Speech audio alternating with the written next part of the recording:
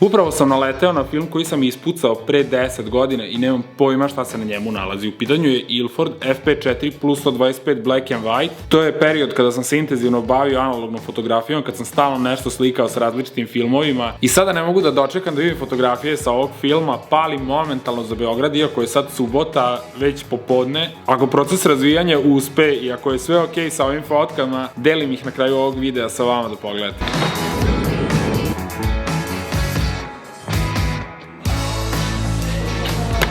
P4 crno-beli film. Puna rezolucija. Puna rezolucija, ima SHD 30 megapiksela, to je JPEG, ima TIFF. Može TIFF. TIFF 16 bita, razvijanje i skeniranje. To ide u mračnu komoru ovde. Tako, i onda se to... Bolje smjena, ona ima lepše nokte. I onda se to... Predao sam film u 4, a tamo u BG Elite Fotu je ekstremna gužva.